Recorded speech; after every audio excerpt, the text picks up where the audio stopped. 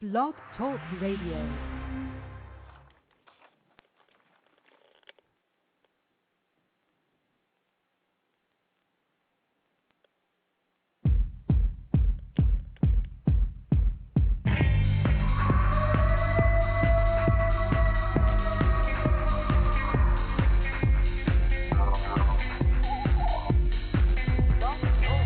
Welcome to Sasquatch Watch Radio with your hosts, Billy Willard and the Blogsquatcher.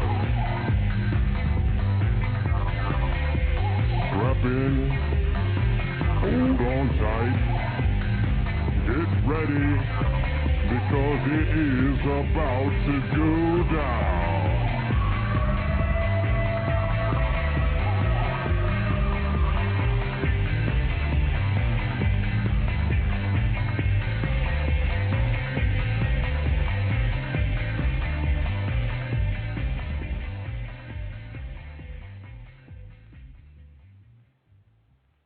All right, hello everyone. This is Billy Willard here. Welcome to the debut show of Sasquatch Watch Radio. I'm here with you tonight from Manassas, Virginia, today on September 4th, 2008. Also on the line with me, I have my co-host, DB Donlon, a.k.a. the Blogsquatcher, with us tonight. How's it going, DB? It's going great, Billy. How you doing? I'm doing just fine. I hope everybody has sound. I saw a few people saying that they didn't have any sound. So, folks, just refresh your page, and you should get your sound in there. So I'm hoping that's what happens. What you got for us tonight, DB? Just so you all know, we got a wonderful guest. But before we get into that, we're going to let, I think DB's got some good news for us. Yeah, well, I don't know if we'll call it good news. I have news items to go over. But before we get to that, most listeners know about the chat room, and it is open and it's ready to go. Also, if you have some questions that you're dying to ask and you don't want to ask in chat and you don't want to call in, you can email us at a couple of places. You could email me at theblogsquatcher@gmail.com. You could email Billy at sasquatchwatchradio@yahoo.com. You can also IM Billy at Sasquatch Watch Radio. And there's the call-in line, of course, and we want to give that number out. 347-237-5070. And now to the news, if you're ready.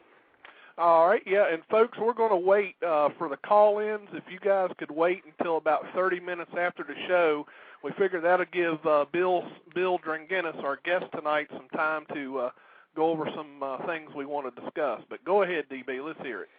All right. Well, this week we had a few things happen that were pretty interesting.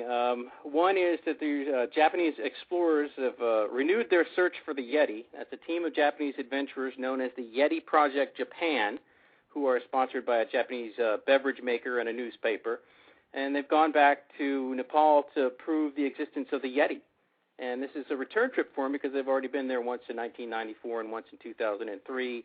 And I don't think they came home with any serious evidence, but they claim to have caught a glimpse of the silhouette. This is one of their spokespeople saying they're going to the same place where I saw the silhouette of a Yeti in 2003, so good luck to that. They'll be up there for 6 weeks, and maybe they'll come back with something good. That would be fun if they did. That would be great. Yes. The other item I have is just a kind of a weird thing. I ran across this earlier in the week.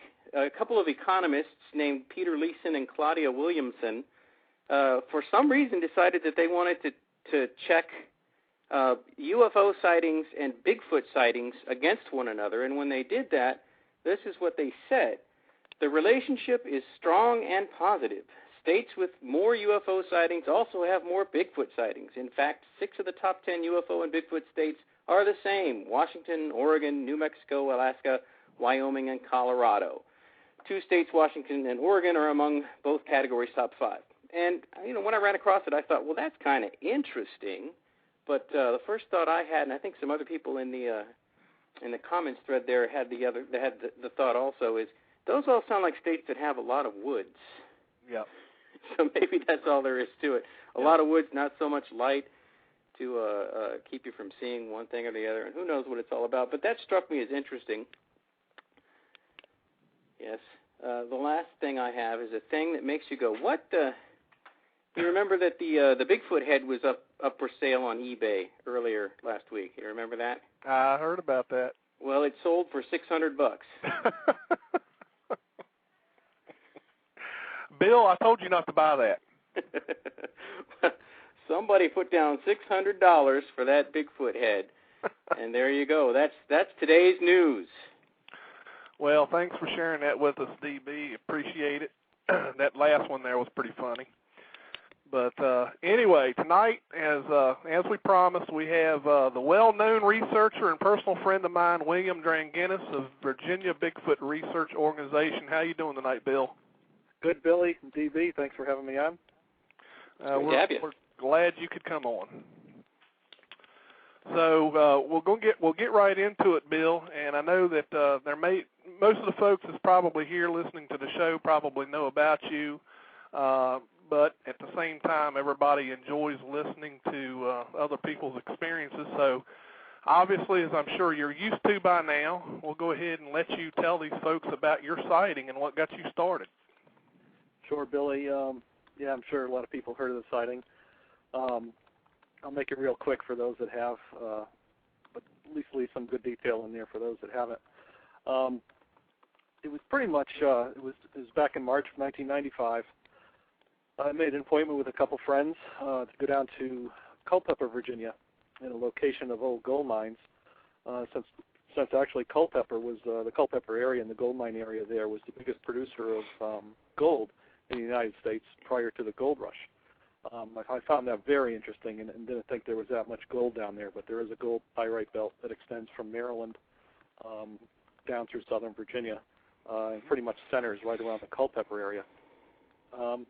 One of the gentlemen I knew owned a property right across the street from some land that is owned by a pulpwood company, and they have thousands and thousands of acres down there. And a lot of their land does have some of the old gold mines in there. So the gentleman that lived across the street that I knew sort of invited us down. I invited another friend of mine. Both of these guys are in law enforcement with the U.S. government. We decided to go down there and had a beautiful day. It was early March. The sun was out, no clouds in the sky. Temperature was about, I'd say around 68 or so, somewhere right around there. It was actually a pretty warm day. But we went metal detecting for most of the morning. On the way back around 2:30, we decided to take it easy. The landscape down there is pretty hilly. We went up and down a lot of hills, valleys, ravines, things like that. Didn't really have any luck finding gold. We did find some slag that was actually used in the process of the gold ore. So that in itself was pretty interesting. We did come across a few mine shafts, some water-filled mines. A lot of the mines up there were actually caved in over the years. But we had a lot of quartz and a lot of pyrite, but no gold.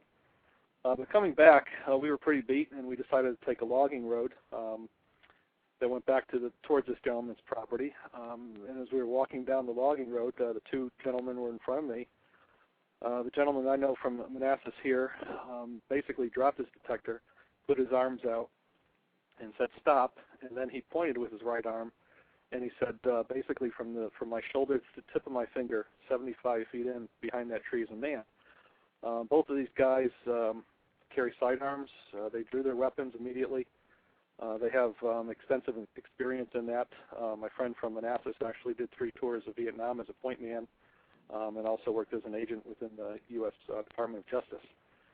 So I quickly got behind them. I didn't see anything at first, and then I was looking at the treat area where he was pointing to, and all of a sudden this big black head popped out, peered at us, and then withdrew quickly back behind the tree. The problem was the head wasn't where a normal-sized man would be. It was actually about a foot or so higher. So I was, I guess, pretty scared at that point, thinking there was something different than a man there. But in a split second, that thing started running from our left to right. In full view, there were very few trees between us and this creature.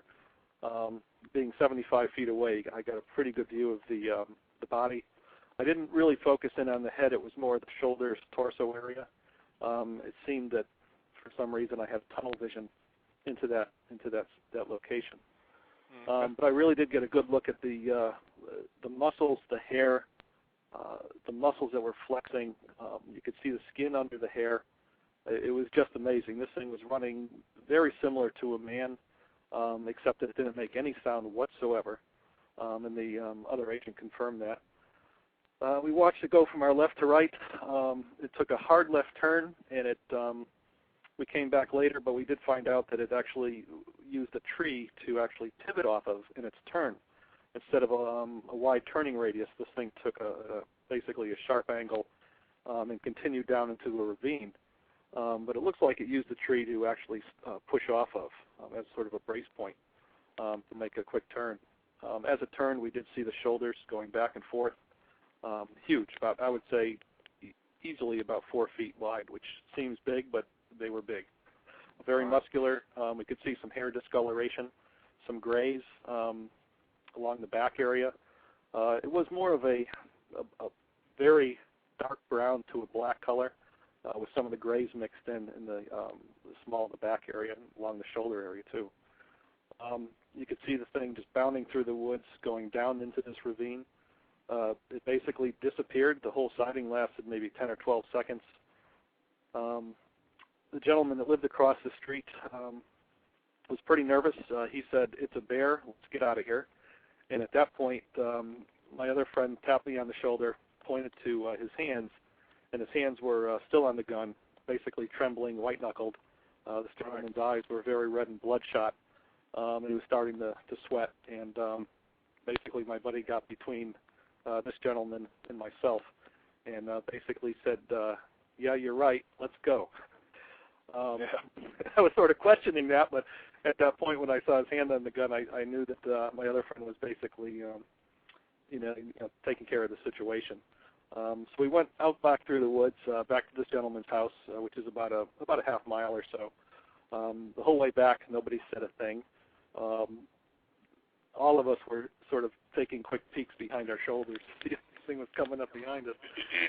When we got to the gentleman's house, we said, "Thanks a lot for letting us go out. Too bad we didn't find any gold," trying to make a joke of the situation. Bill had his hand on the gun. He continued to walk up the steps into his home, shut the door without saying a word. So my friend and I actually got into the car, went down the road, looking for a place to eat, and basically sat down and said, he said to me, "You know what we saw, don't you?" I said, "Yeah, Bigfoot." And he says, "You're right." So we did go back a couple of days later. We did find a footprint in some sand right by a creek that was right where this creature was running. It looked like a human foot. It was about 13.5 or 14 inches long. An interesting feature we found was that the curls were actually, or the toes were actually curled in. And what I later found out was that if you're jumping over a slippery surface like that, curling of the toes would actually sort of manufacture, compress the soil to act as like a starting block for a runner, where you could actually push off of without your toes slipping and sliding and actually falling. Right.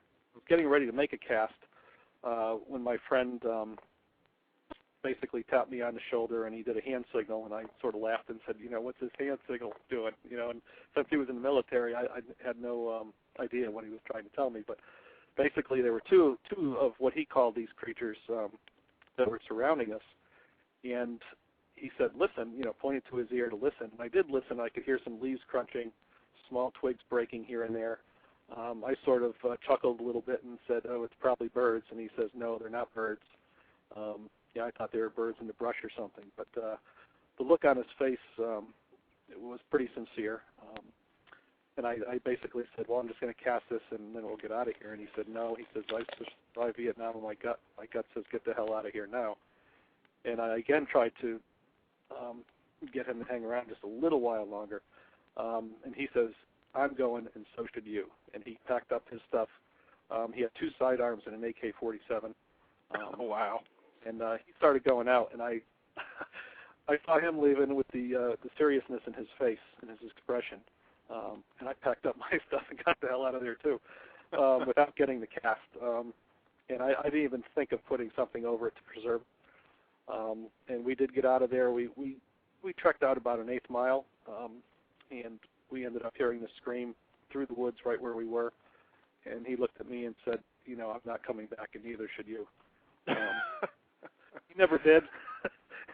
And I quickly kept going back and looking for trouble. But it was a very interesting sighting. One of the things that he had told me was that when he saw this creature, he saw it a split second before it saw him. Right. He said he saw the movement out of his peripheral vision. He looked directly at it. He initially thought it was a man. And he said when that thing looked up at him, he says their eyes met, and his expression, and he said also the creature's expression was, oh, shit. Yeah. So it really caught each other off guard. So it was really a chance sighting. But one thing he did tell me was that this creature actually had the time to think, which was maybe 3-4 seconds at the most. But it got behind those trees, so we couldn't see it. When it peered out at us, it had a couple seconds to think. It ran from our left to right, which actually diverted our attention from what could have possibly been behind us, a mate or a family member or something like that. Right. But my friend said in Vietnam when he was there, he says this was a similar tactic that they used actually in wartime. So it showed that this thing had some intelligence. It had time to think. It didn't turn around and just walk the other way into the woods like a lot of sightings. It actually had time to think and basically drew our attention from what could have been behind it. And it drew our attention away 180 degrees. That's a long way to go out of its way. So what it did was actually, we're thinking it sacrificed itself by showing itself, but also running right in front of us within gun reach because we were only 75 feet away. But it quickly distracted us and it went down the ravine. And we weren't in any shape to go chasing it, so we decided just to get the heck out of there. Right, right. I tell you what, your sighting has always been an interesting one to me. I'm sure it is to DB too. DB, you got any comments? Well, no, I do think it's a really compelling sighting, and very well described, and the detail is just what you like to hear when you're listening to sighting reports. The only thing I want to know is how come I haven't seen one of them suckers yet? Well, let me tell you, jump DB, out and flash Bill Dranginis, but let me tell you, I've been going after this thing since that sighting. It really captivated me, and I'm so damn inquisitive. It's first, I think, but I haven't seen one since. And here I am trying to get into the thick of it. So it was just a chance sighting, and since that time, I haven't used a metal detector. Somebody said, well, you should go metal detecting again. So maybe I'll pick you up and we'll go metal detecting down there. That's right. Let's look for some gold. There you go. That's when they come out. That's what we're doing wrong. We're not supposed to be out there looking for him. We go out there and do some metal detecting, and then we'll see it. That's right. That's right. Well, that's an interesting. I tell you, I've always liked your sighting, Bill. I know a lot of. Go ahead. There's another curious thing that happened after this because, of course, I kept going down there. I would actually park in this gentleman's driveway, which is right across the road from the path that led up to that area. And I would go down there and actually, under the premise of metal detecting, go out there and do Bigfoot research. Also deployed cameras and things like that down there. The original Gotcha camera was based from that experience down there. Mm-hmm. It was about 3 or 4 months that I went down there, pretty much every weekend. And even some weekdays I took off of work and went down. But one day, this actually, the gentleman that lived there had he had a contract with our company up in Reston, and he was in our building once in a while. That's how I knew him. So he came up one time from his home and drove all the way from Culpeper up to our building just to come into my section of the building, into my work area. And he looked around. His eyes were bloodshot again, and I said hi to him and everything. He didn't say anything. He looked at me and he said, "Whatever the hell you guys spooked up down in those woods is coming to my house at 1 o'clock in the morning. My dog is howling like it got stuck with a hot poker, and my wife's telling me to shoot whatever is behind the woods where you always park your car." Wow. And with that, he pointed at me and he said, "Stay the beep off of my property." He turned around and walked out. So what we think happened was that all the times I was going into the woods, because we did find other footprints down there but never took casts, I always didn't have the plaster with us. But we did see other activity of different size creatures by the different size footprints. But we think that these creatures actually somehow followed us out and went to his house at night to see, what these people were up to. Mm-hmm. And so he got the bad end of it, and he came up and told me about it. It wasn't until just a few years ago that he called me back and said, I'm sorry about that. If you want to come down and use the property, that's okay. Right. I declined and said, thank you very much, but, I don't want to do that again to you. So yeah, he did have something go on. So there was a reaction to our entry into the woods. There was definitely something that came back to his home, and that scared the heck out of him, and I could see it in his face. So right. There was an action and a reaction. So it was just another indication that we're dealing with some type of intelligent creatures down there. Right. Wow, that's interesting. Well, I tell you what, Bill, we're going to take a real quick break. We're 20 minutes into the show. We're going to take a quick break just so that me and DB here can catch ourselves here. And as soon as we come right back, we'll get into talk about maybe some of your current research that you're doing, because we know that you got you some research property. And we'll talk to you about that when we get back. So if everybody can stay tuned, we're just going to go into a real brief commercial, and we'll be right back.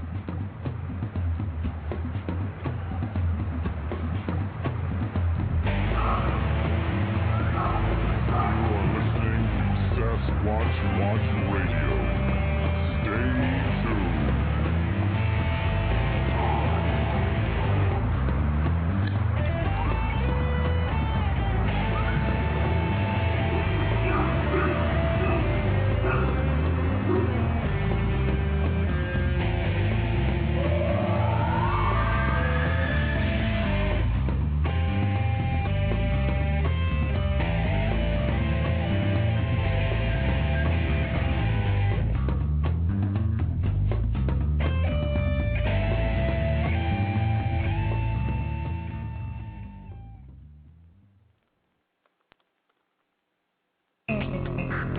Come join us Saturday, September 27th for the 2008 Annual East Coast Bigfoot Conference held at Pitzer's Townhouse Restaurant at 101 South 5th Street in Jeannette, Pennsylvania from noon until 8 p.m. Doors will open at 11 a.m. General admission is $10. Speakers will include Diane Stocking of Florida, myself, Billy Willard of Virginia, Tom Lancaster of Virginia, Bob Chance of Maryland, William Dranginis of Virginia, and Eric Altman of Pennsylvania. There will also be an auction that will include autographed copies of well-known books by Dr. Jeff Meldrum, Dr. John Bindernagel, John Green, Chris Murphy, Thomas Steenberg, and more. And a lot more items will be on the table for auction. For more information about the conference, go to www.eastcoastbigfootconference.weebly.com. We hope to see you there.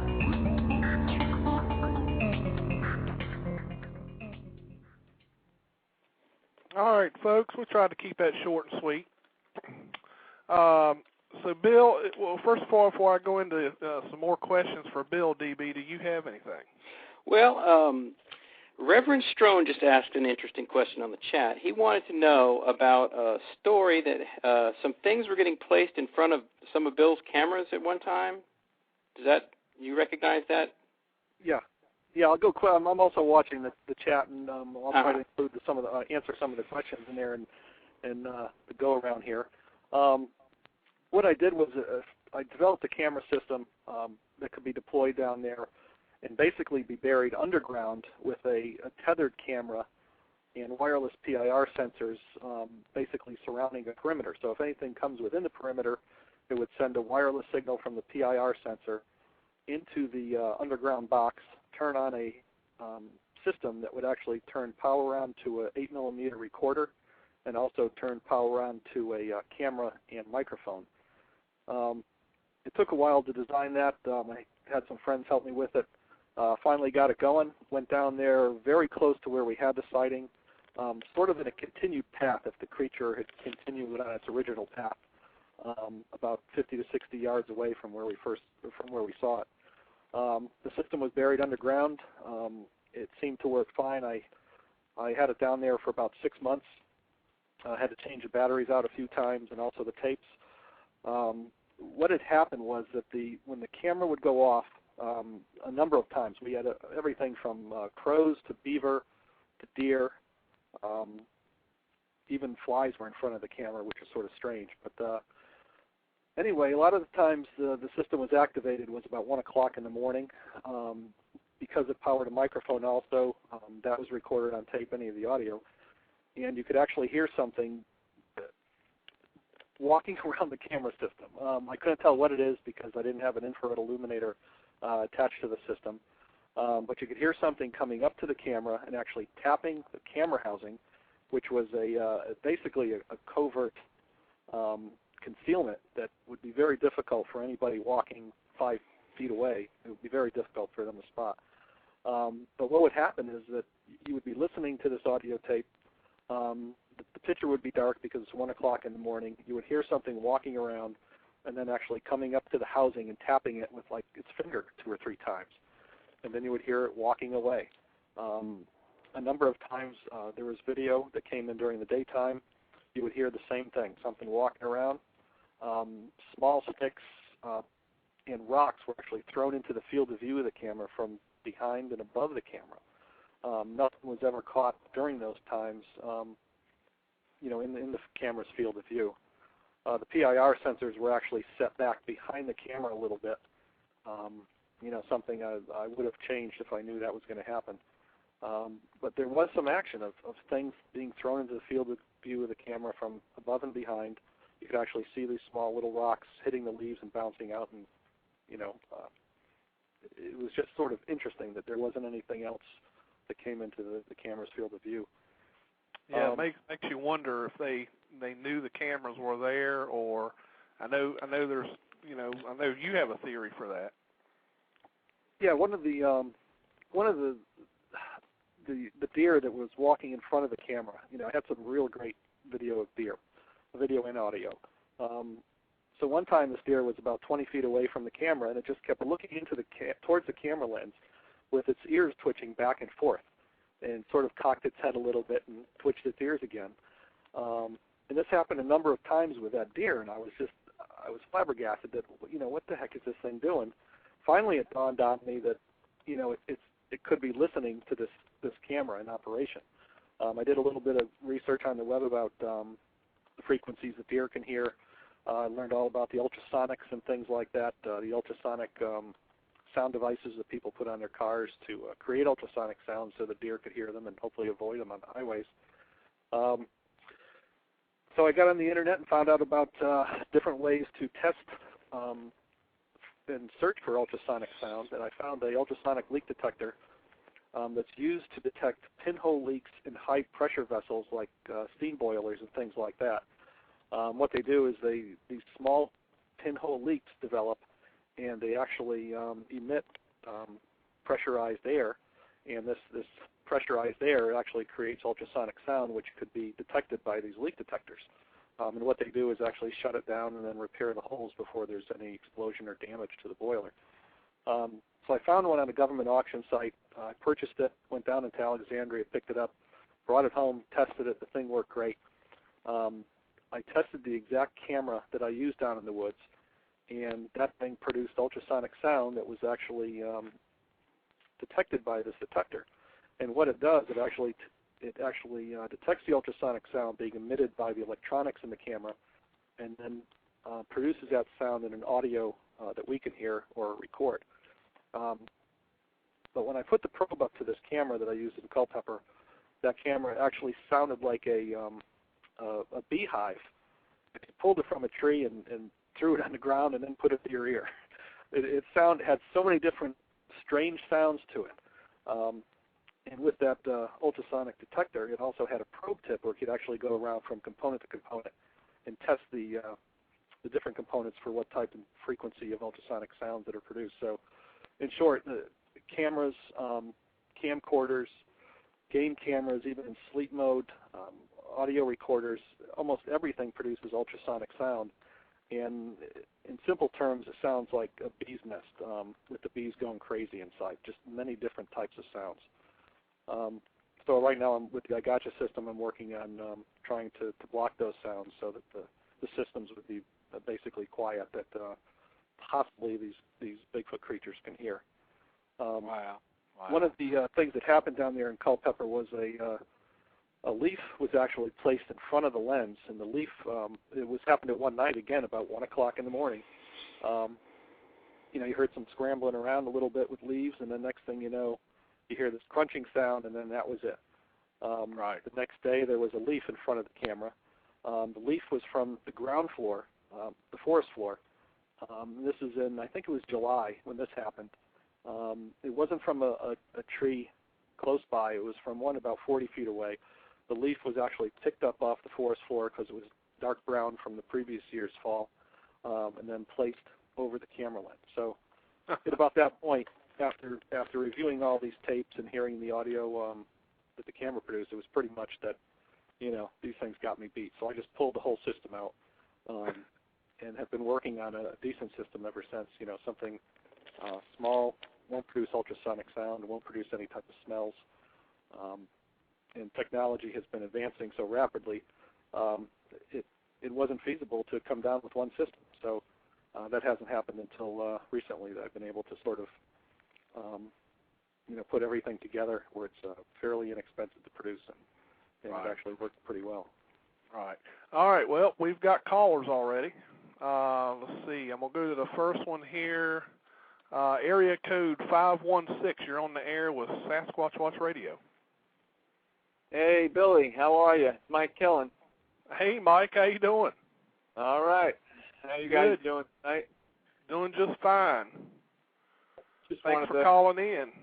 Yeah, I just wanted to call in and say hi and wish you the best of luck with your brand new show here on Blog Talk Radio, and I wish your co-host, Dee Donlon, some luck with the show as well, and already enjoying the show. It's fun to listen to other people's shows, and it's always great in the chats. Some of these guys are real characters, crack you up. Some of the things they write crack you up. I know they're something else. So you got a question, Mike, for our guest tonight?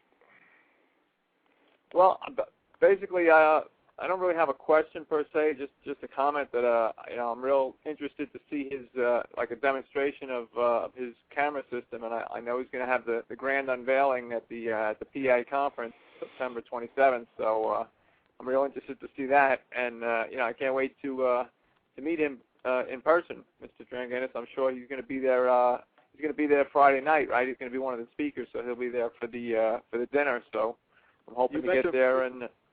Okay, great. I'm hoping to get there sometime Friday afternoon, and I'll be there for the dinner too, with Eric and Sean and whoever else is there, and be a pleasure to meet you, Bill, and some of the other guys, Mr. Chance from Maryland, and some of the researchers I haven't had a real chance to meet face to face yet. Looking forward to it.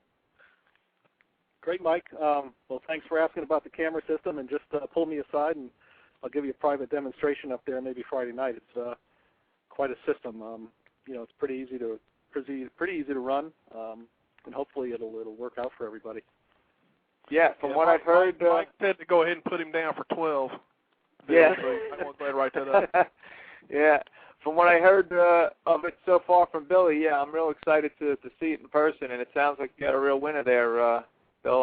I'm sure it took you a couple of long years of struggle to perfect it, but if it's what Billy says it is, or half of what he says it is, I'm real excited to see it in person and hear some people that get to use it. Good. Okay, Mike, we'll see you there. Thanks for calling in. All right, thanks, guys. Have a great show. I'll Thanks, see Mike. you soon. All right, take care, guys. Bye. Bye-bye. All right, and then we got another caller from the 662 area code. I think I know who this is. This must be Mr. Henry May. It would be me. How you doing, Henry? Hey, Billy, and DB wanted to congratulate you on your new show. Thank you. And I wanted DB's over dozing. yeah. It's so impossible to read the chat room and talk on the phone at the same time. But thank you very much. Yeah, I wanted to say hello to Bill, and it was a pleasure meeting you at the Ohio conference. Hi, Henry. Yeah. And also, I wanted to ask you about the I Got You Cam, about the website, the igotyu.com, when it will be available. Well, I'm still feverishly working on the camera system. We have some actual upgrades. I've been working with an overseas company on the development of a digital video recorder, a miniaturized digital video recorder. And we had some, not complications, but some changes in the system that actually made it better. So we were sort of booked up about, actually we had about 2 months worth of upgrades going on. I'm actually going to be getting the final 5 of the samples of the finished product. They should be in sometime next week. So I'm going to be putting those together in systems for demos up there. One thing that's sort of a sidebar here, I have to purchase 100 of these systems. That's the minimum order since I'll be a distributor. Or actually the minimum order is around 200, but they're going to lower it since I'm just getting into the business to 100. So, you know, we're talking bank loans and everything else to get this thing going. You know, it's not just buy a couple here and sell them. It's buying a mass quantity and basically having a production line to get these things assembled. So it is a lot of work, but I tell you, this is going to be the, I think, the deciding factor in getting some actual video footage of these creatures.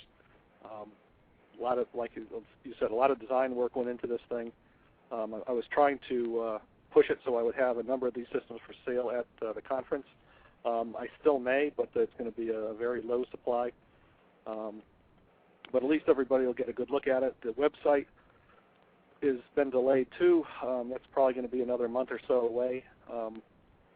The upgrades of the system really came to the forefront here, and they had to be taken care of before the conference. So, but the results are going to be great. You'll see the actual working model up there, the video that you get from it.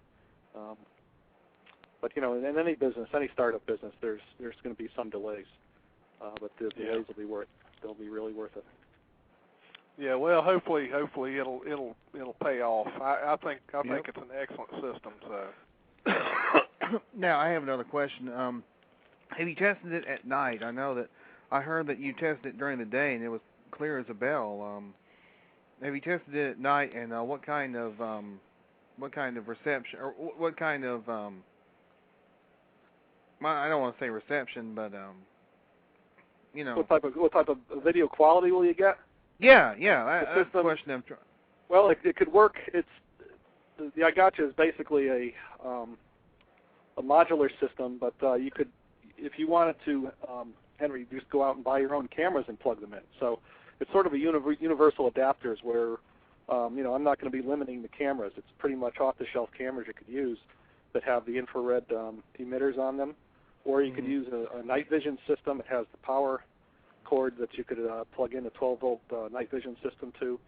So it's really, it's up to your imagination. I did some experimentation with some of the off-the-shelf cameras with the infrared illuminators. They're okay, but you have to get some pretty good size illuminators to broadcast that infrared light into the area. But it can be done. It's I personally am just going to try to deploy these during the daytime. Well, actually deploy them, but only have them operate during the daytime. But record at night, but not have any type of infrared illuminator. I just think there's a possibility that these creatures could see that infrared light. So I'm going to leave them, when I set them up, I'll leave them in the woods so they will record, but they won't produce any infrared light. But you will have the audio. So if something does come in front of the detectors, you'll pick up the audio anyway at night. It's just my idea. You know, everybody could set up their own systems the way they want. And they don't have to buy the cameras from me. They could buy them off the shelf at any of the security companies around the states here. Wow. That's good. One other thing before I hang up, you may remember you put an auction up on eBay a few years ago for John Green's first 2 books, and the proceeds went towards Ray Crow. I was the winner of that auction. Cool. Yeah, that money went to Ray Crow. That was it was money well spent. You know, he needed the money, and it worked out very well. Ray Doesn't get a lot of credit, but he was the first one I called. Actually, I looked up the internet in 1995 through Alta Vista search engine under Bigfoot, and Bigfoot Hotel came up. I called the hotel, and they said you got to talk to Ray Crow. So Ray Crow was the first one that actually took down the information on my sighting.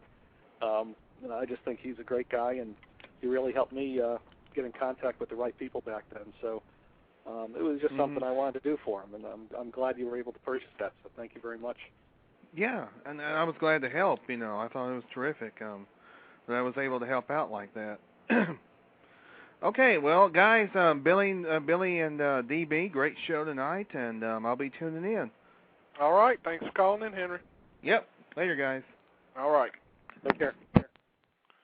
DB, I thought I saw a question in the chat. Well, there is a question, actually. Bill Green wants to know about any recent research that Bill is doing, and especially if he's found any footprints or gotten any good pictures or anything like that. All right. Recent research is pretty much limited right now to the Southern Virginia research locations. We have two. We have two of the basic I Gotcha system deployed down there. I haven't been back to retrieve the hard drives to see what type of information we got. I may be doing that this weekend.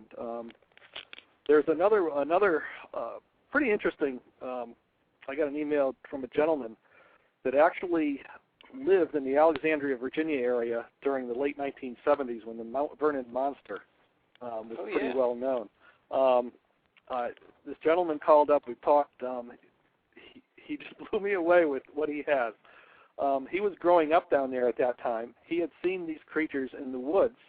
He had seen a family of them. He had seen the adolescent creatures actually climbing the trees. And to top it off, he actually recorded on an audio cassette the sounds that these things made. And he was actually there recording these sounds when these creatures were making the sound. So I was hoping to meet with him this weekend. It's not going to work. I did a little background check on this gentleman. His background is crystal clean. There's no problem whatsoever with his background. Former FBI agent, has his own law firm now, big law firm, I may say. He told me some stories about what was going on, and they all meshed with some of the sightings that were down there, some of the stories. His story was never taken, so he's willing to basically meet with me, and we're going to go over his history up there, and he's going to provide the audio tapes so they could be recorded and basically put on the website so that people could hear them, and also pass the audio tapes on to primate biologists that we know, so to see what they think about the sounds. So those are pretty much the latest and greatest. It just happened this last week. That is totally awesome. Yes. I'm going to want to hear that sound now. Yeah. Oh, yeah. It's nothing, new and exciting like it didn't happen yesterday, but basically we were able to snatch a piece of time and actually go back and do some more documentation on it. Follow up on those reports from the late 70s in the Alexandria, Virginia, Mount Vernon area. Yeah, I think I've got a couple other witnesses who didn't give their stories to the papers. My wife's family my wife happens to have had friends in high school who lived in the right area, and they described what they heard in the woods at night. So we'll have to have a little powwow one weekend and people together. Collect all those stories together. It always has been a really interesting story because that would just about be the last place you'd ever think Bigfoot would wander into. That's right, and especially a family of these creatures. Mm-hmm. Yep. Of course, at that time, it would have been easier to get from the Potomac River into that area than it is now because it wasn't quite as built up. Right. But excellent. Billy, I think we're supposed to be hitting another commercial here. Oh, yep, you're right. CDB's keep me on my toes. Got to pay the bills.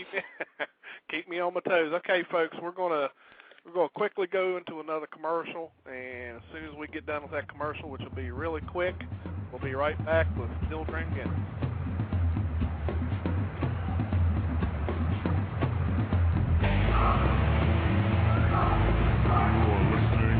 Sasquatch Watch Radio. Stay tuned.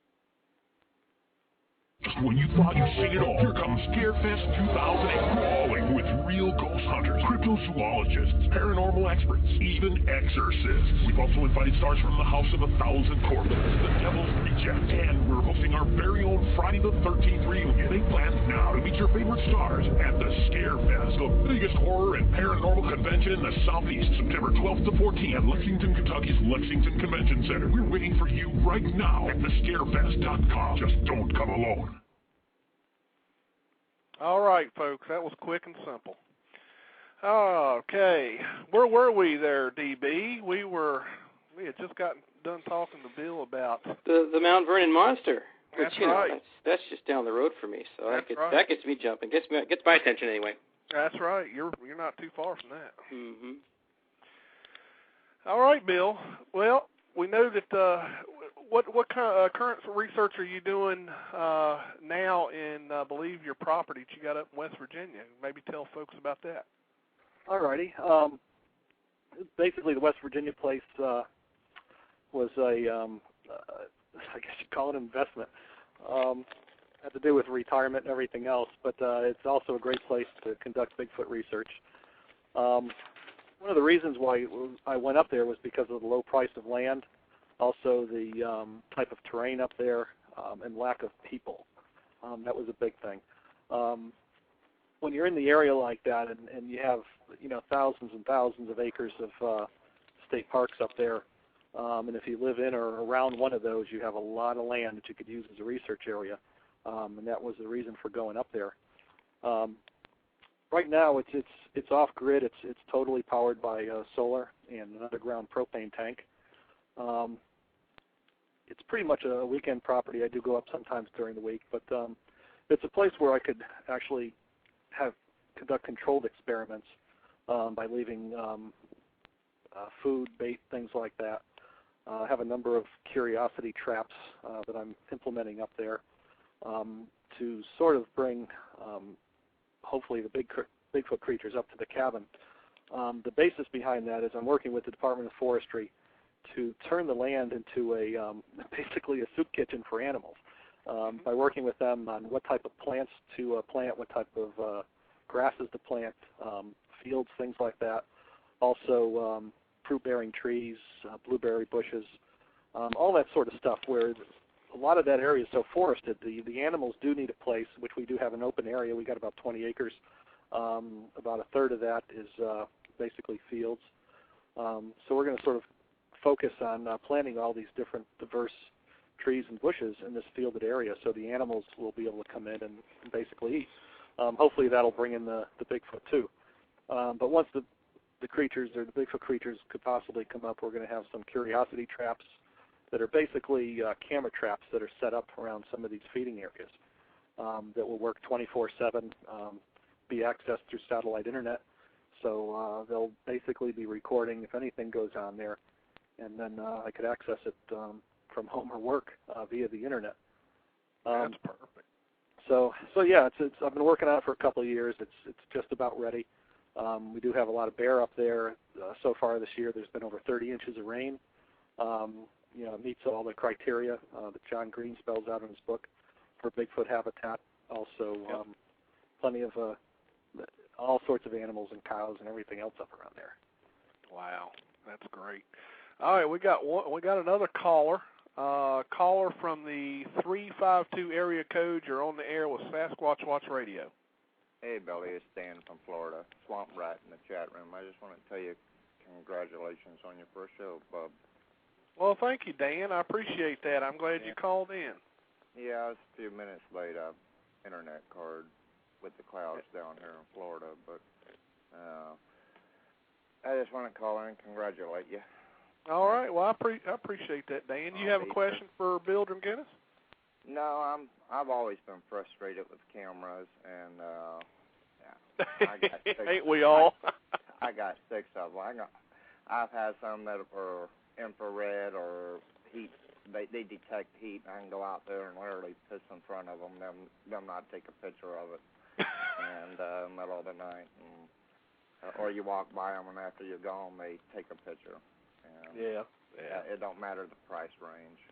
The best one I've ever found, actually, that works the best is a little $59 digital Walmart one. It beats out the $389 one. Yeah. Well, I appreciate it, Dan. You've always been a real good supporter of the shows, and I really appreciate it, buddy. Yeah, not a problem, Hoss. I'll be tuning in when I can. All right, man. I told you I'd be here, and I was a few minutes late, but it wasn't my fault. That's quite all right, man. All right, you keep up the good work out there. I'll let you get back to work. All right. Thanks a lot, Dan. Bye. All right. Hey, Billy, we do have a couple of questions from the chat room. All right. Let me get this one more. There's one more in here. Okay. Believe we have Bill Green on the line, and you need to turn your computer down. Turn your computer down, Bill. Okay. How y'all doing? Great. Good. Yeah. Congratulations on your new show and stuff. Thank you very much, Bill. I'm sure you've got a question for Mr. Dranginis. Well, I guess I've been looking at some various databases lately, and there's been some recent activity in West Virginia and Virginia of Bigfoot or footprints. I know this is the question I asked before in chat, but have you been noticing the same thing? Because maybe the creatures are looking for food resources and stuff now. What's your thoughts on that, Bill? Well, it seems that the Appalachian Mountains go right through there. The area of Seneca Rocks has had numerous sightings lately, and it's interesting that the area, if you can northeast, they basically continue up to Chestnut Ridge. So it's possible that area is used as a pathway or a migration route or something like that. Yeah. But there are a lot more sightings in West Virginia coming through. Yeah. All right. Also, I got a new book today called the Hoopa Project, California Bigfoot Encounters or something. It's an awesome book, and I wrote a review of it in all the forums, even your forum, Billy. You'll see it. Oh, okay. Good. And, great. Yeah, it's available on HancockHouse.com, and it's great to see positive stuff coming out about Bigfoot now. Ever since that, I'll just say mess came out about a month ago. That's all I'll say about that. Yep, but I'm glad that positive stuff are coming out. And but I'll let you guys continue with the show, and I'll continue to listen. All right, thanks a lot, Bill. And I'll let welcome. DB get to his question. Well, I've got 3 now. I've got them stacking up. I've got another caller on the line too. So you better boy! get your questions. Well, Bill, this might be a fast one. I don't know. Did you ever get anything from a protein analysis of any of the hairs that you collected? I hope you wouldn't ask that question. Yes. Pretend I didn't. What we did was we found the hair at the Southern Virginia Research Location. It looked like something very strange. There was a number of creature sightings that matched the same hair color. I hand-carried natural history, where scientists agreed to test it.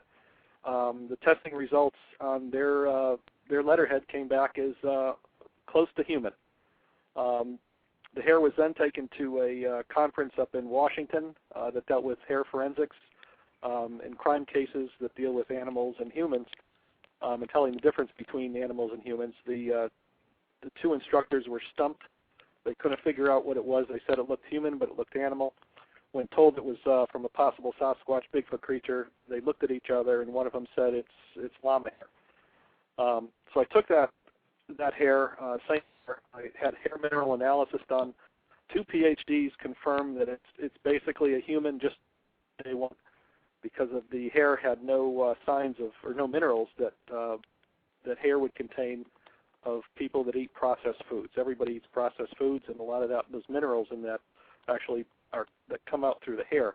So there were no processed foods in there, which means it ate everything in the woods, in the wild. And they said that basically the minerals that they found in the hair, they said this creature, or whatever it was, eats red deer meat, plant roots, and clay.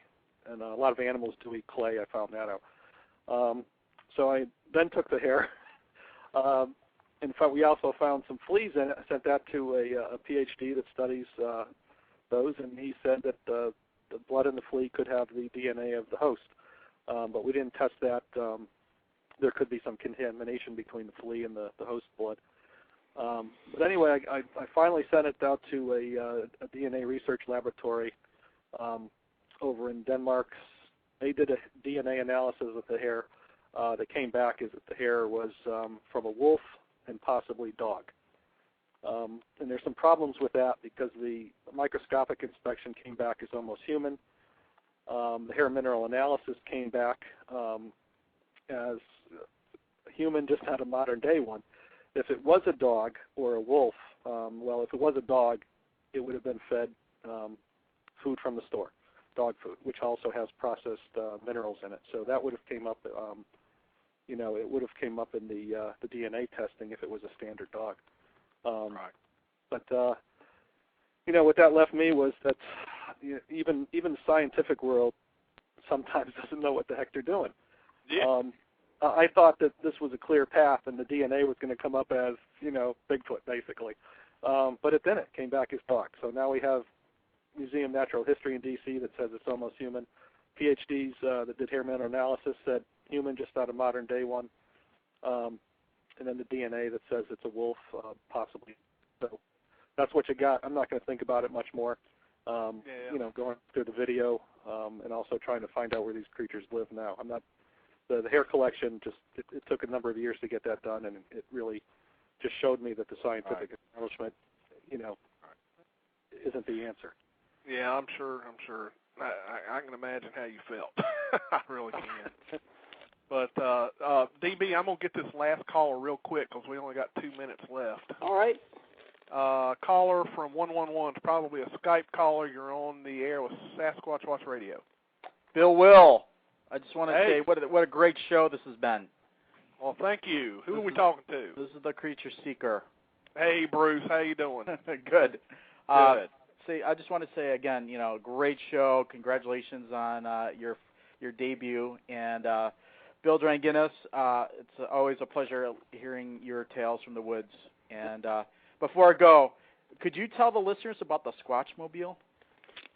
Squatchmobile, yeah. That was, instead of driving around a pickup truck full of cameras and gear, I'd leave at people's homes.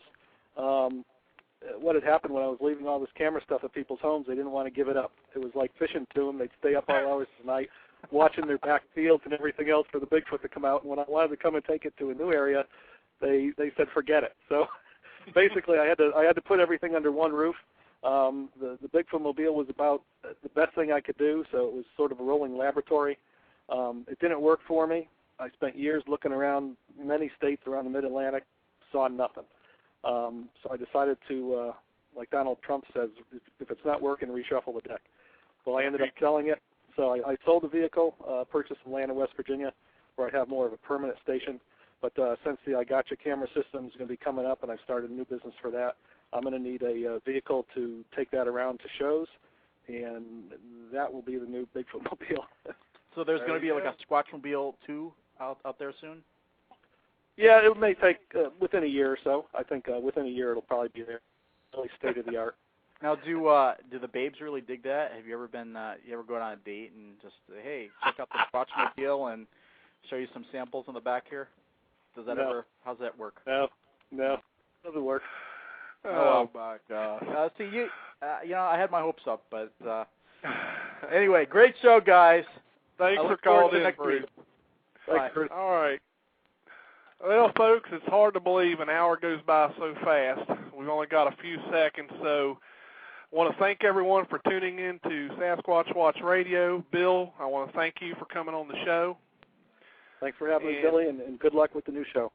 Thanks a lot. And be sure to tune in next week. We're going to have another great one, which will be Kathy Strain of the AIBR will be here. Tune in at 11 p.m. sharp Thursday, September 11th, because you won't want to miss it. Thanks, everyone, for tuning in, and we will see you next Thursday.